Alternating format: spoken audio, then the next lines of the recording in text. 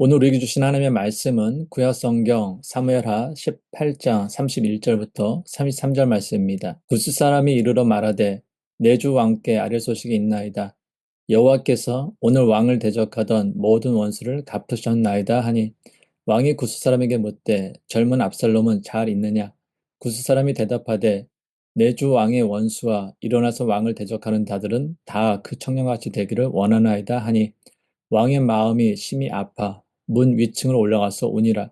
그가 올라갈 때 말하기를 내 아들 압살롬아, 내 아들 압살롬아, 차라리 내가 너를 대신하여 죽었다면 압살롬 내 아들아 하였더라. 아멘. 오늘은 어버이 주일입니다. 부모님의 사랑을 되새기고 그 희생과 헌신에 감사하는 날입니다. 어버이날은 우리가 마음속 깊이 간직하고 있던 부모님을 향한 사랑과 감사를 직접 표현할 수 있는 소중한 기회를 제공합니다. 이 시간을 통해 우리는 부모님의 땀과 눈물, 그리고 말없이 베풀어 오신 사랑을 다시 한번 돌아보고 그 사랑을 삶 속에서 어떻게 실천할 수 있을지 함께 고민해 보아야 할 것입니다. 그러나 오늘 우리는 단지 부모님께 드리는 감사에만 머물러 있지 않으려 합니다. 우리의 부모가 되어주신 하나님 아버지의 사랑, 그 깊고도 넓은 사랑을 함께 묵상하는 시간이 되기를 바랍니다. 하나님께서 우리를 얼마나 사랑하셨는지, 그 사랑을 어떻게 실천하셨는지를 다시금 돌아보며 그분의 마음 앞에 겸손히 서고자 합니다. 요즘 많은 사람들의 마음을 울리는 드라마가 하나 있습니다. 바로 포싹 수가수다입니다. 제목은 제주 방언으로 매우 수고하셨습니다 라는 뜻을 담고 있습니다. 드라마는 제주도를 배경으로 한 남녀의 인생을 사계절에 빗대어 삶의 희노애락과 부모의 수고, 자녀의 성장 이야기를 진하게 그려냅니다. 그 이야기를 따라가다 보면 말은 적지만 늘 자식 걱정뿐인 부모, 속상해도 끝내 등을 돌리지 못하는 부모, 단 한마디 칭찬해도 눈물 짓는 어른들의 모습을 보게 됩니다. 그리고 우리는 깨닫게 됩니다. 이 삶 자체가 부모님에게는 폭삭 속았수다. 곧 참 많이도 수고하셨습니다. 라고 말할 수밖에 없는 여정이었다라는 것을. 오늘 우리가 함께 살펴보게 될 다윗의 이야기도 이와 닮아 있습니다. 다윗에게는 총 19명의 아들이 있었습니다. 그중 세 번째 아들이었던 압살롬은 그 술랑 달메의 딸 마아가에게서 태어났습니다. 압살롬은 다윗의 여러 아들들 중에서도 외모가 단연 돋보이는 인물이었습니다. 사무엘하 14장 25절, 26절입니다. 온 이스라엘 가운데에서 압살롬같이 아름다움으로 크게 칭찬받는 자가 없었으니 그는 발바닥부터 정수리까지 흠이 없음이라. 그의 머리털이 무거움으로 연말마다 깎았으며 그의 머리털을 깎을 때 그것을 달아본즉 그의 머리털이 왕의 저울로 200세겔이었더라. 성경은 압살롬 외모가 얼마나 뛰어났는지를 매우 구체적으로 묘사하고 있습니다. 단순히 잘생긴 것이 아니라 발바닥부터 정수리까지 흠이 없을 정도로 완벽했다라고 합니다. 보통 사람은 아무리 외모가 뛰어나도 어느 한 부분쯤은 부족하거나 아쉬운 점이 있기 마련인데 성경은 압살롬에게는 그런 점조차 없었다라고 말합니다. 특히 눈에 띄는 것은 그의 머리카락입니다. 압살롬은 매년 한 번 머리카락을 깎았는데 그 무게가 왕의 저울로 200세겔, 그러니까 오늘날 무게로 약 2.3kg에 달했다라고 합니다. 일반적으로 사람의 1년치 머리카락 무게가 약 500g 정도라는 점을 생각하면 그는 보통 사람보다 약 4배에서 5배가량 풍성한 머리숱을 지니고 있었던 셈입니다. 당시 고대 사회에서 머리카락은 단순한 미용의 의미를 넘어 힘과 권위, 아름다움의 상징이었습니다. 우리가 잘 아는 사사 삼손도 머리카락에 그의 힘이 깃들어 있다라고 여겨졌던 것처럼 압살롬의 머리카락 역시 그가 가진 외적인 위엄과 왕의 자질을 상징하는 요소로 받아들여졌습니다. 또한 고대 근동 문화에서는 왕이나 지도자를 선택할 때 외모가 매우 중요하게 여겨졌습니다. 키가 크고 눈빛이 분명하며 머리카락이 풍성하고 얼굴에 잘생긴 자가 백성들에게 신뢰를 주었고 왕의 이미지로 받아들여졌습니다. 그런 면에서 압살롬은 다윗의 세 번째 아들이었지만 외적으로는 왕의 계승자로서 손색이 없는 인물이었습니다. 이러한 이유로 다윗 역시 압살롬에게 남다른 기대를 품었을 것입니다. 겉모습만 보면 흠이 없고 외적인 자질로만 보자면 누구보다도 왕의 모습에 가까운 인물이었기 때문입니다. 하지만 믿는 도끼에 발등 찍힌다라는 속담처럼 다윗이 가장 사랑하고 가장 큰 기대를 가졌던 이 아들 압살롬은 결국 아버지를 배신하고 쿠데타를 일으킵니다. 그리고 다윗은 사랑하는 아들의 칼을 피해 도망자가 되고 맙니다. 사무엘하 15장 14절입니다. 다윗이 예루살렘에 함께 있는 그의 모든 신하들에게 이르되 일어나 도망하자. 그렇지 아니하면 우리 중 한 사람도 압살롬에게서 피하지 못하리라. 빨리 가자. 두렵건대 그가 우리를 급히 따라와 우리를 해하고 칼날로 성읍을 칠까 하노라. 다윗은 단순히 정치적 위협을 느껴 피신한 것이 아니었습니다. 그는 가장 사랑했던 아들의 반역 앞에서 아버지로서 깊은 배신감과 고통을 안고 도망쳐야만 했습니다. 아들이 아버지를 향해 칼을 들었다라는 이 비극적인 현실은 다윗의 마음에 말할 수 없는 상처와 슬픔을 남겼을 것입니다.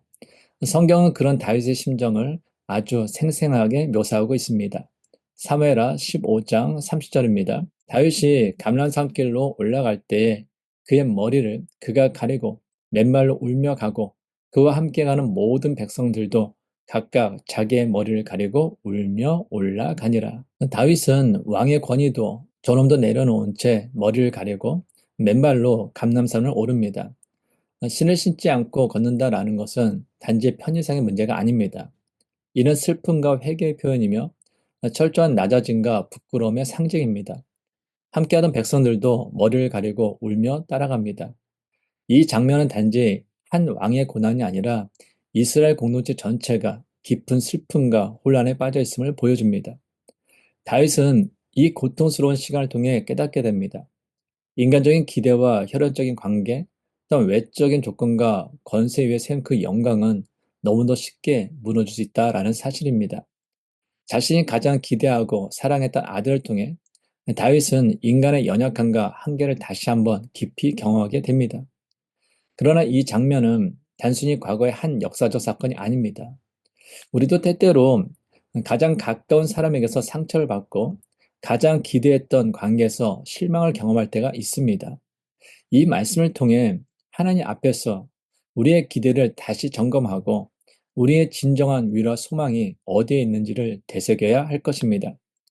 그러나 아들 압살롬의 악행은 거기서 끝나지 않습니다. 그의 죄악은 더욱 파렴치한 행동으로 이어집니다. 사무엘하 16장 21절 22절입니다. 아히도벨이 압살롬에게 이르되 왕의 아버지가 남겨두어 왕궁을 지키게 한 후궁들과 더불어 동침하소서. 그리하면 왕께서 왕의 아버지가 미워하는 바됨을 온 이스라엘에 들으리니 왕과 함께 있는 모든 사람의 힘이 더욱 강하여지리이다 하니라. 이에 사람들이 압살롬을 위하여 옥상에 장막을 치니 압살롬이 온 이스라엘 무리의 눈앞에서 그 아버지의 후궁들과 더불어 동침하니라. 당시 고대 근동 사회에서는 패자가 남긴 후궁을 승자가 차지하는 것이 곧 왕권의 완전한 승계를 뜻하는 정치적 선언이었습니다. 단순한 성적인 죄가 아니라 상대방의 왕권을 모욕하고 무너뜨리는 가장 노골적인 권력 과시의 행위였던 것입니다. 그런데 압살롬은 아직 공식적인 왕으로 인정을 받은 것도 아니고 전쟁에서 완전한 승리를 거둔 것도 아닌 이 상황에서 마치 이미 아버지 다윗을 완전히 꺾은 승리자라도 된 것처럼 공개적으로 아버지 후궁들과 동침합니다. 말하자면 아버지의 아내를 아들이 빼앗은 것입니다. 이것이 얼마나 충격적인 일입니까? 아들이 아버지를 향해 칼을 들었습니다.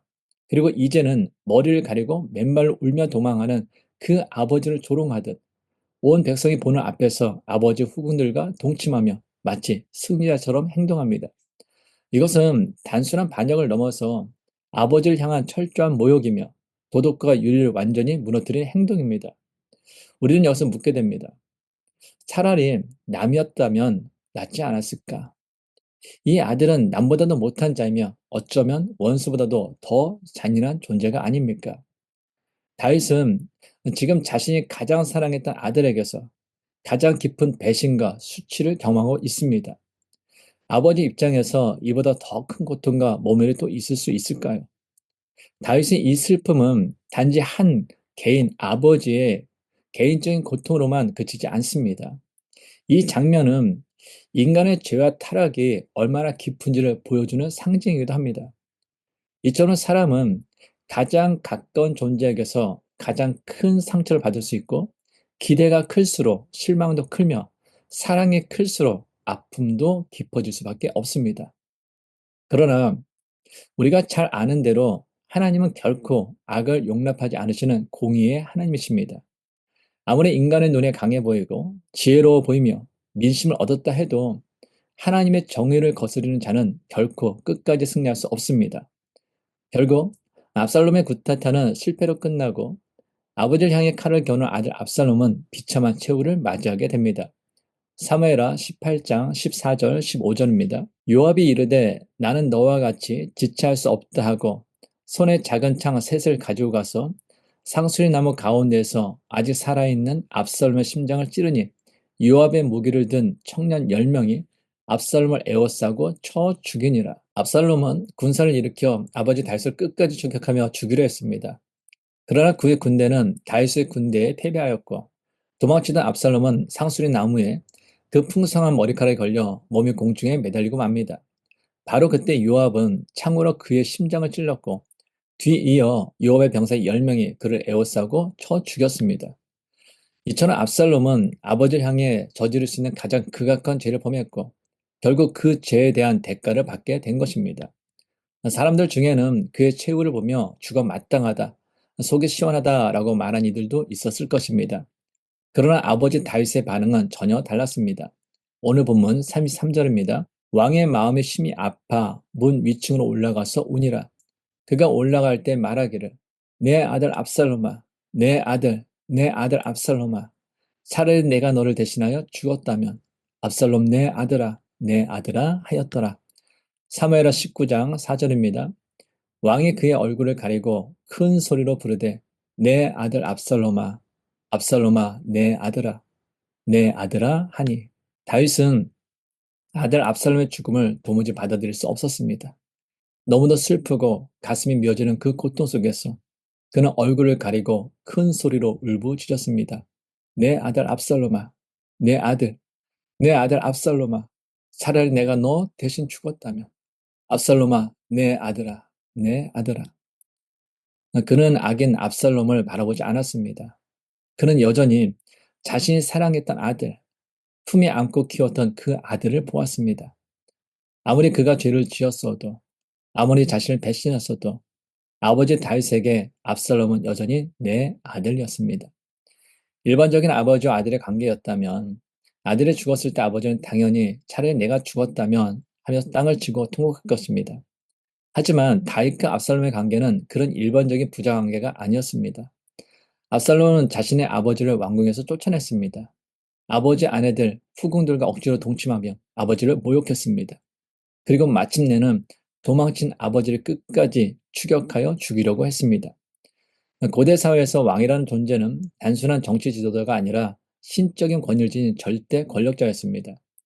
그런 왕에게 있어서 반역자를 죽이는 것은 너무나 당연한 일이었고 특히 자신의 왕위를 노리고 구테타를 일으킨 자식이라면 그를 제거하는 것은 마땅한 의무였습니다. 그러나 다윗은 그렇게 하지 않았습니다. 그는 아들 압살롬의 죽음을 전해 들었을 때 차마 그 현실을 받아들이지 못하고 얼굴을 가리며 울부짖었습니다. 그럼 왜 다윗은 그토록 슬피 울며 통곡했을까요? 그 아들이 자신을 죽이려 했던 자임에도 불구하고 말입니다. 그 이유는 단 하나입니다. 다윗은 아버지였기 때문입니다.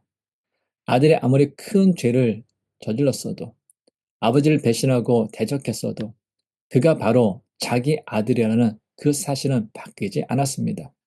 그래서 다윗은 울 수밖에 없었습니다. 그래서 그는 외칠 수밖에 없었습니다. 차라리 내가 너를 대신하여 죽었더라면. 이것이 바로 자녀를 향한 아버지의 마음, 어머니의 마음입니다. 죄를 보지 않고 오직 자식을 향한 사랑으로만 반응하는 그 깊은 심정이 다윗의 통고 속에 담겨 있습니다. 아버지 다윗은 아들 압살롬의 죄악을 모릅니까? 너무나 잘 압니다. 아버지를 죽이려 했고 왕궁을 빼앗았고 아버지 후궁들과 동침한 극악한 죄를 지었다라는 그 사실을 다윗은 누구보다도 너무나 잘 알고 있었습니다. 그럼에도 불구하고 다윗은 말합니다. 내 아들 압살롬아, 내 아들, 내 아들 압살롬아. 차라리 내가 너를 대신하여 죽었더라면. 바로 여기서 우리는 예수 그리스도의 십자가를 떠올리지 않을 수 없습니다. 하나님 아버지께서 우리에게 하신 말씀이 바로 이 말씀 아닙니까?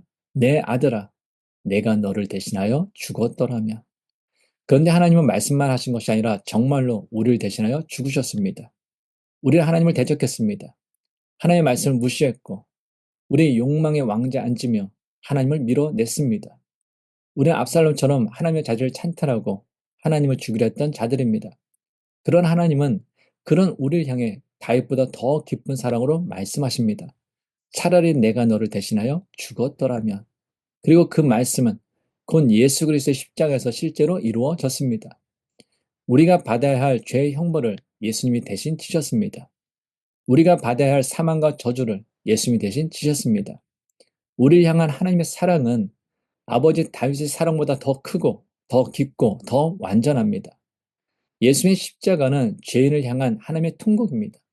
예수님의 십자가는 하나님 아버지의 내 아들아, 차라리 내가 너를 대신해 죽었더라면 이라는 그 사랑의 실현입니다. 오늘은 마더스데이입니다. 마더스데이의 유래는 다음 같습니다.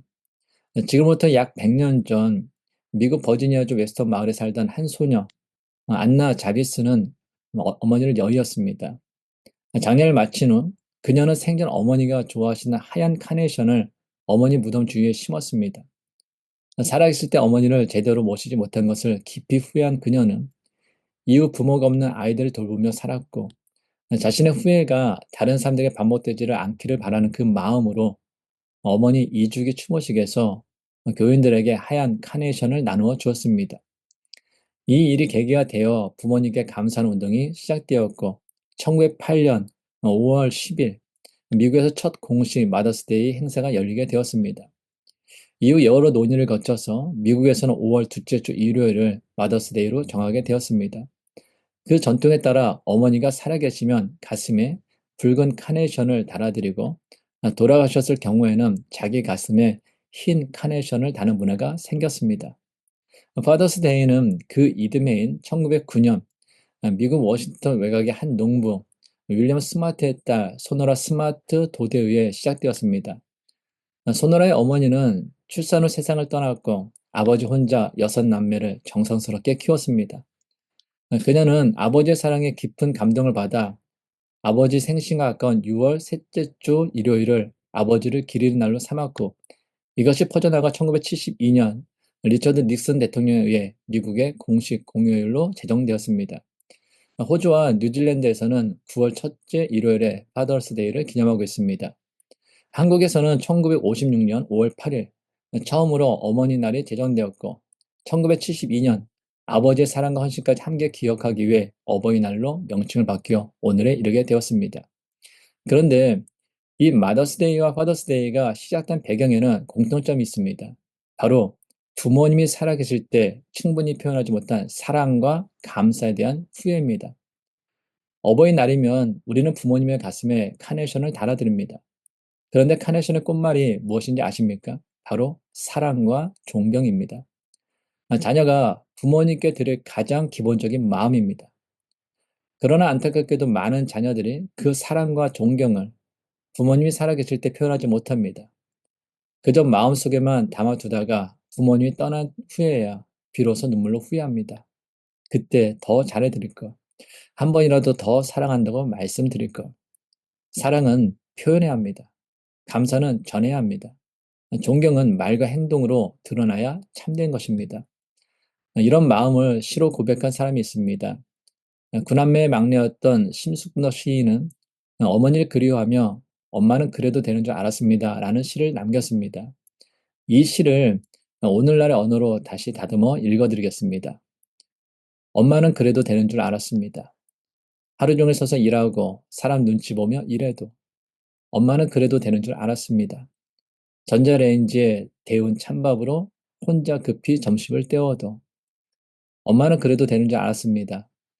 겨울 새벽 손이 얼어붙을 듯한 주차장 앞에서 아이 학교 보내려 차를 시동 걸어도 엄마는 그래도 되는 줄 알았습니다. 식구들 다 먹이고 냉장고 한 켠 남은 반찬으로 조용히 끼니를 넘겨도 엄마는 그래도 되는 줄 알았습니다. 허리엔 파스를 붙이고 병원 한번 제대로 못 가도. 엄마는 그래도 되는 줄 알았습니다. 손톱이 갈라지고 눈가엔 깊은 주름이 내려앉아도. 엄마는 그래도 되는 줄 알았습니다. 아버지가 무심해도, 자식들이 무뚝뚝해도, 아무렇지 않은 듯 웃어도. 엄마는 그래도 되는 줄 알았습니다. 엄마도 엄마가 보고 싶다. 엄마도 엄마가 보고 싶다. 그 말이 그냥 하소연인 줄만 알았습니다. 깊은 밤 휴대폰 불빛 하나에 의지해 조용히 눈물 훔치던 엄마를 본 후론, 아, 엄마는 그러면 안 되는 것이었습니다. 어버이 주일을 맞아 우리는 다윗과 압살롬의 이야기 속에서 부모의 마음이 얼마나 깊고 아픈지를 보았습니다. 자신을 죽이려 했던 아들의 그 죽음 앞에서도 다윗은 울부짖었습니다. 내 아들 압살롬아, 차라리 내가 너를 대신하여 죽었더라면. 그것이 자식을 향한 부모의 마음입니다. 사랑받을 자격이 없다고 느껴질 때도 여전히 자식을 향해 멈출 수 없는 사랑을 품는 것, 그것이 부모입니다. 그렇다면 우리를 향한 아버지 되신 하나님의 마음을 생각해 보십시오. 우리가 하나님을 떠나고 그분의 말씀을 거역하며 자기 욕망의 왕국을 세우려 했을 때에도 하나님 아버지는 독생자 예수 그리스도를 우리를 대신하여 내어주셨습니다. 하나님 아버지께서 아들 예수님을 십자가에 내어주신 그 고통은 다윗이 느낀 아픔보다도, 세상의 모든 부모가 자식을 잃은 그 슬픔보다도 더 깊고 더 크셨습니다. 예수님의 십자가는 단순한 희생이 아닙니다. 그것은 아버지 하나님의 차라리 내가 너를 대신하여 죽고 싶다는 그 사랑의 실제가 된 사건입니다. 우리가 자격이 있어서가 아니라 사랑받을 존재이기 때문에 하나님은 독생자를 기꺼이 우리 위해 내어주셨습니다. 사랑하는 여러분, 부모님의 사랑을 당연하게 여기지 마십시오. 하나님 아버지의 사랑을 익숙하게 여기지 마십시오. 살아 계실 때 그 사랑에 감사하며 표현하십시오. 그리고 무엇보다도 우리를 향한 하나님의 사랑에 반응하십시오. 우리를 대신하여 죽으신 예수님 앞에 나아가 감사와 회개의 눈물로 응답하십시오. 그 사랑은 오늘도 여러분을 기다리고 있습니다. 아무리 멀리 갔더라도, 아무리 부족하고 죄 많더라도 하나님이 여전히 우리를 향해 부르십니다. 내 아들아, 내 딸아, 내가 너를 위해 죽었다. 오늘 그 사랑 앞에 다시 서십시오. 그리고 부모님의 사랑과 하나님의 사랑에 진심으로 감사하며 그 사랑과 감사 가운데 오늘을 살아가는 우리 모두가 되기를 주님의 이름으로 축원합니다. 사랑과 은혜가 풍충만하신 하나님 아버지, 오늘 어버이 주를 맞아 우리에게 생명을 주시고 사랑으로 길러주신 부모님의 은혜를 되새게 하시니 감사합니다.